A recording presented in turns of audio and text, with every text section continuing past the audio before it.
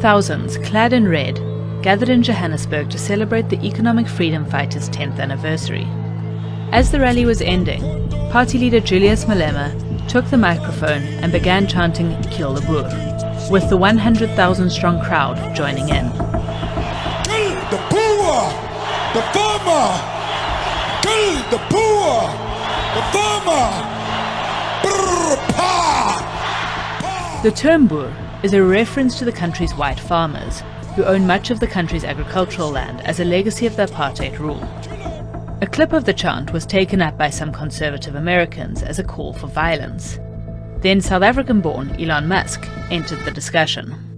They are openly pushing for genocide of white people in South Africa. Cyril Ramaphosa, why do you say nothing? And while Musk is not the only person with this claim, he has been accused of oversimplifying the issue. The chant has deep roots in the country's civil rights movement. It was born during the Black South African struggle against the violent apartheid regime. And in the early 1990s, the leader of the ANC Youth League, Peter Makaba, made the song popular. It has always meant the enemy as a system of white supremacy and has never meant any individual on the basis of this or that color. And even as we chanted these slogans during the armed struggle, they have never driven us to the houses of the whites or to the farmers as individuals to kill them. The song has long been controversial. Malema has sung it before and faced backlash. In 2011, a High Court ruled that the chant was hate speech and barred the then ANC member from singing it. After the decision, the ANC stopped using the chant, and Malema left the party and founded the EFF. His party has campaigned for the nationalization and redistribution of the farmlands to the black majority. And he has continued to sing it, but at some points changed the words. Kiss the poor, the farmer! Kiss the poor! Last year, Malema appeared again in court in a hate speech case brought by AfriForum over the song. But this time, the judge ruled in favor of the EFF. The objective evaluation of the impugned song is that it does not constitute hate speech, but rather it deserves to be protected under the rubric of freedom of speech. But despite last year's ruling, recent events have brought the debate back to life. Malema has defended his actions and responded to Elon Musk by calling him illiterate and saying the only thing that protects him is his white skin. And I won in court. The court said there's nothing wrong singing "Kill the Boer, kill the farmer." The controversy around the chant has once again highlighted that racial division, inequality and violence seeded during apartheid continue to haunt South Africa. Well, of course, South Africa is not alone in its struggle to unite the country across racial lines. But is the Rainbow Nation succeeding or regressing in its efforts? Well, joining me now to debate that are Leanne Matthys, a spokesperson for the Economic Freedom Fighters. Callie Kriel is the CEO of AfriForum, a South African NGO focused mainly on the interests of its Afrikaans-speaking people. And Philip Dexter is a political activist and former member of the South African Parliament. Thanks all so much for being with me. Leanne, I'll start with you and let you begin by telling us why, especially knowing at the very least the sensitivities associated with Kill the Boer, the EFF feels it must be sung. Number one, we are not the children of Nelson Mandela and Desmond Tutu. We are the children of Winnie Madikizela Mandela. We are the children of Chris Hani. So that whole propaganda and nonsense that was sold to us in 1994 about a rainbow nation without restorative justice is not selling with us anymore. The inequalities gaps here in South Africa has grown tremendous since 1994. So there was no justice that was given. We remain landless. We remain with our children dying in pitch toilets. So there's no justice here in South Africa. So we're not going to unite here in South Africa until there is justice. And that includes economic justice. We are not going to have this forced marriage that we entered into via this rainbow nation thing that we were sold. Leanne, it looks continue not owning our land, while we continue not having the means of production, and while we continue with these white supremacists, such as this Kriel guys who go around the world lobbying and talking nonsense propaganda about whites and their lives matter more than black people here in South Africa, it's not going to happen anymore. We are sick and tired of having to deal with this level of racism and supremacy here in South Africa, when we are struggling just to get an African child to have decent education and not to die here in school. And then we must be here dealing with this nonsense of AfriForum wanting to tell us about a struggle song. I'll tell you what, we haven't... And they want to come and even have the audacity to even to tell us. We haven't yet heard from AfriForum, so we'll get to that in a second. But this is the criticism, and it's not just this isn't. I'm not talking about AfriForum now. Is that people say your party has gone to an extreme by completely bypassing reconciliation, and they've used this trigger to unfairly rally their crowds in a more extremist sense. Why do you think that sort of extreme is actually necessary, and you don't think it actually just elicits really dangerous behavior? No, it's not dangerous. It's propaganda. And you are being fed this by these same nonsense people that are going around sharing this. We have been saying this a million times. This is a struggle chant. No one is aggravating anybody here. We are singing, we are still in a struggle here in South Africa for economic freedom in our lifetime. We are a radical and a militant movement, and we're not ashamed about doing that. Are we going to conscientize our people on what actually happened in 1994 and why we remain landless, while the inequalities gaps continue, while we continue having white supremacists running around this country and talking nonsense, while we have important issues to deal with, of owning our land, of making sure people are able to farm, of making sure our children are not dying in pit toilets, and we must be dealing with that. Okay. So no, we are not going to have reconciliation without restorative justice. Restorative justice, okay. Not change after 1994, and this is what the world must know. Fair Because enough. they go and buy into about farm killings. What about farm workers? Okay, Leanne, before you go too far, I want to pick up on some of the points you've made. We have limited time, as you know. Just hold it there, because I do want to pick up on some of the points you're making. Let me quickly get Callie's response to what you've been hearing. Yes, well, I think if people just listen to the reaction, they can know clearly where the problem is. The EFF is not a party that wants to build a future, and you will hear her interrupt me, because decent behavior is not part of the EFF's vocabulary, and you can see that on stage. But let me tell you, the fortunate news that the people of the world should know is that the 90% of this country don't vote for the EFF. They are a fringe group. We work on grassroots level. We have joint agricultural projects with black communities.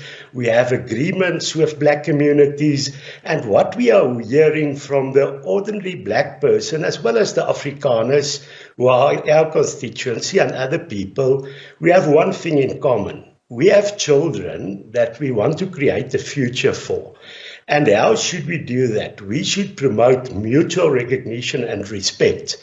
And if you look at the divided past we have, it takes a lot of work to build mutual recognition and respect. And therefore, we cannot stand for the fact that somebody sings, kill the boer, kill the farmer. And, people now want to look at the struggle context. But context is everything. If you look at the context in which the EFF uses this hate language, you see people on a stage, very provocative, making sounds of guns, and then you hear spokespersons of the organization, as well as their leader, Julius Malema, that says he cannot give an undertaking, that he will not call for a large-scale slaughter of whites, as well as Sanabu, and I can tell you, Leanne also won't give that undertaking. So now to come and say, this is only a struggle song. It's got nothing to do with that. You are provoking people now, and just after they sang this song, On Sunday, the day after their meeting, a person with the name of Theo Becker's throat was slit on a farm. So if they think And it's who else funny, also died? and they can, Who and else they died can, Okay. you're showing, Leanne, you're showing absolute Yes. disrespect for human Shaggy, you life.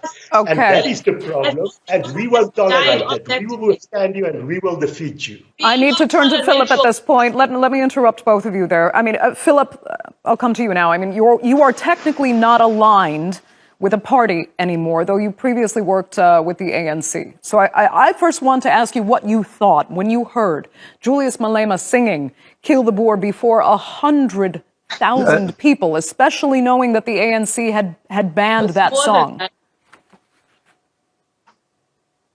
Well, let me just say, first of all, I am a member of the ANC, so I am aligned to it.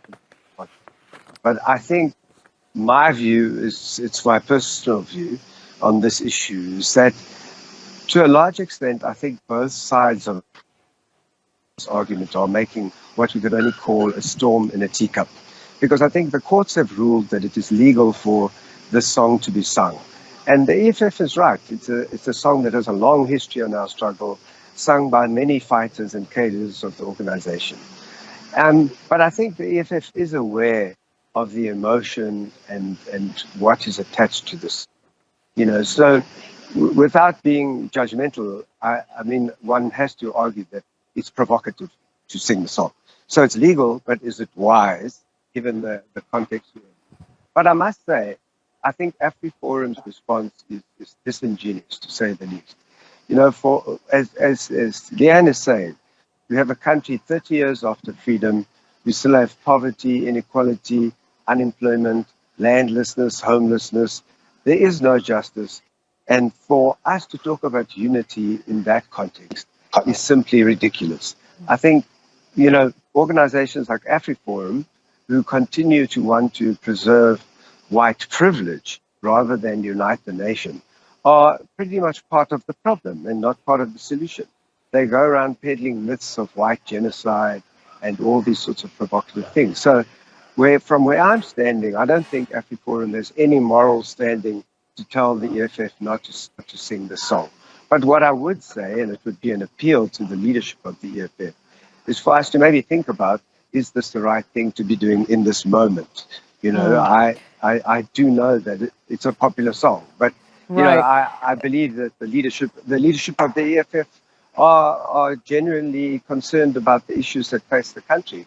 And, one would hope that they could, in this moment, rise above what would be seen as provocative for unnecessary reasons. Okay. Very quickly, Philip, I mean, I was told you didn't want to be identified as an ANC kind of party member in this program, yet you say you are aligned with the ANC, and the ANC had banned the song, so why are they not saying anything now? Are they anticipating possibly having to form a coalition with the EFF after next year's election? Is this about politics, so that even though they agree with you that it's provocative and unnecessary and that they were right to ban the song in the first place, they're not going to stand that ground now? First of all, I didn't say I did not want to be aligned to the ANC. I said I'm not an official spokesperson of the ANC. Fair enough. And I said I'm speaking in my personal capacity, but it's well known what my political affiliations are. Secondly, the ANC did not ban the song. The ANC has no power to ban a song. What the ANC had said was that they didn't think it was necessarily the right thing to do, because whilst people had said we shouldn't sing it, it's only really a court that could ban the song. Okay. What the ANC said is it wanted its members to refrain from singing the song. Okay, let me come back to Leanne, because, veterans of the struggle, and the court has actually said that this song should not be taken literally because of the context and the history. But do you think, honestly, younger people in South Africa today who were not part of the struggle really understand that in contemporary South Africa, where things are as racially charged as ever, it seems? I don't know if you want to even phrase a question like that, because how it can be interpreted that you're undermining Africans and we don't have the ability to understand that people say we're fighting crime. We use all sorts of aggressive language when we are fighting against a system that is brutal.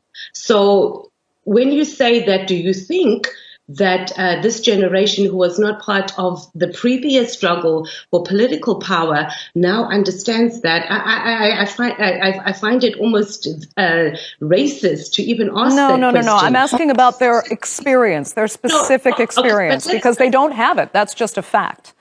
And that determines in some ways how they relate to what is said today. No, but it's also saying that we don't have mental capacity as Africans. No.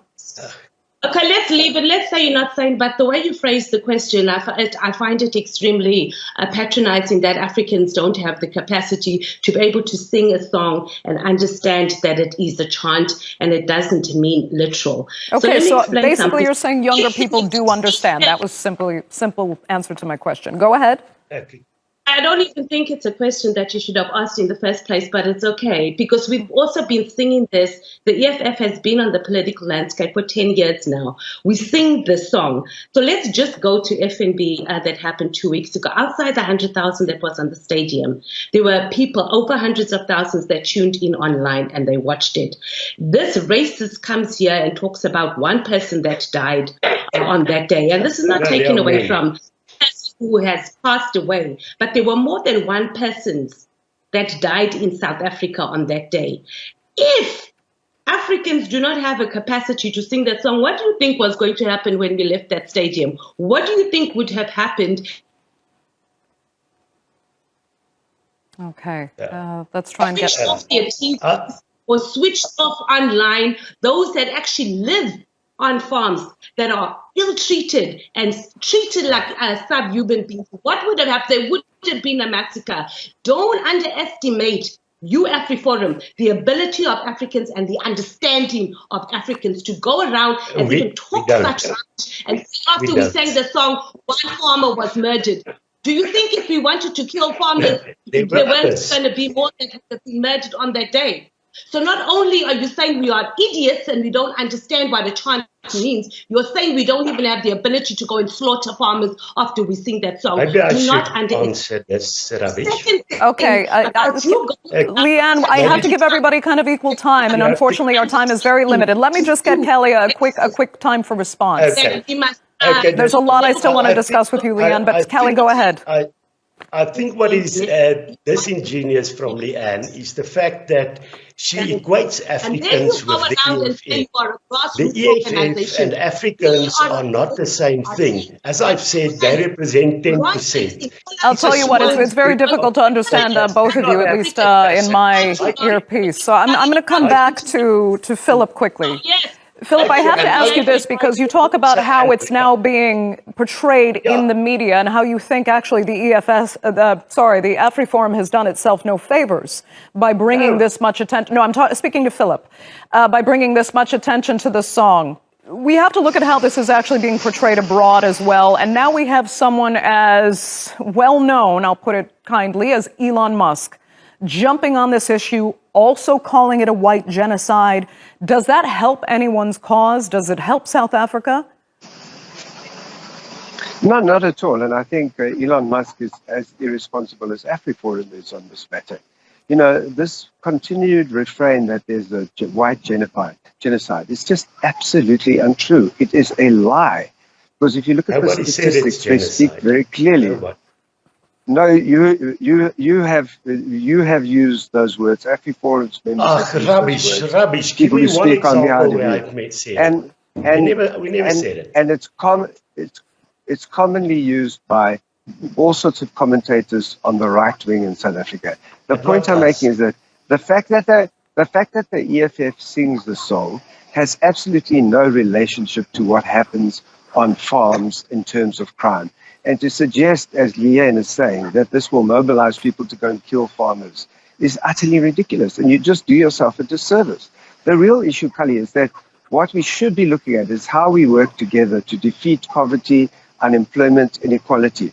I grant you that it can't be easy for you in the conditions there are where people are singing a song like this, you know, to feel that it's possible. But I think that you're mature enough and your organization is strong enough to rise above making this an issue and to rather focus on the very real issues that Leanne is saying. You know, and that's what I would expect from leadership from AfriForum. Don't That get is what sucked we do. down a rabbit hole let's not go down the rabbit hole. Let's not go to court and try to deal with this issue. If people want to sing a song, let them sing it. You know, you and I both know the EFF doesn't have the military capacity to pose any real threat to anybody. And there are far bigger problems like just crime, you know, in the general sense that we need to fight. Politics and politicians will always be provocative and always try to get the headlines, if you will. Okay. My sense is the more oxygen you give this thing, the worse it will become. So my appeal to both the EFF and to AfriForum is let's sit around the table and talk about dealing with the issues. It'll be heated, but I think we'll be doing a lot more good than we are at the moment. Yeah, dialogue would be helpful. Okay, Kelly, I'll let you reply. Please take a minute. Leanne, please wait. I'll come back to you. Okay, Philip, I totally agree with you. We need to work together, and that is exactly what AfriForum does. And you're welcome. I'll take you to that joint agricultural projects we have with Black people. I'll also take you to our community safety initiatives where we cooperate with the broader community, including taxi industry, including township leaders. We are all for building a society where there's a future for all our children. But what we cannot do is to say we should ignore the fact if we see violence where people are tortured, and the people watching this can go and Google it. Blowtorches are being used, drills are being used, hot irons are being used, boiling water is being used, hot plastic is being used to torture people. And you can say it's only a few. There was not just one murder in the last week, as the EFF is claiming. We've seen the murder of another farmer, Karel Nel, in Belfer. We've seen the murder of Dwayne Ace, who was shot and killed in front of his wife and children, all in this last week. Last night, the elderly couple was brutally assaulted. Fortunately, our neighborhood watchers caught the people on that farm. There was also in Mpumalanga another one. So this is a real problem, and we cannot keep quiet. We have to speak out, because if these things are happening, how can people think it is a good thing to sing a song that calls for the killing of people on the basis of ethnicity? That is. We are down to our last few minutes. Stop patronizing Africans and telling us about agricultural projects on our own land. We want the meat of production. Like a child. You debate like a child. Leanne, unfortunately, it seems... countries Leanne, then let me just ask you, just with the last minute left, I'll let you tell us more about this vision that you're referring to, because you want these landless people to have land. I mean, what is your vision? Are people ready to farm again? Is that where you see South Africa going? You really envision so many people going back to the land and farming and building the economy and their future that way? Is that realistic? I know you hate the Zimbabwe comparison, but it didn't quite work out that way for many Zimbabweans. But is that still what the EFF holds to, and they'll do it their own way more effectively? So maybe I should ask you, what didn't work out with Zimbabwe? Because as soon as Africans start taking control of their economy and their land, we have the West who comes in, right? And they do this economic hitman. Well, so Julius Malema has said himself, South Africa is not Zimbabwe. Sanctions. This is and we're not. And our plan on how land must be expropriated without compensation is very different. But also your questioning, as soon as we have this madness of AfriForum coming to talk about all the stupid projects that they're doing that are little picking on leaves of trees and patronizing Africans when we don't own our own land.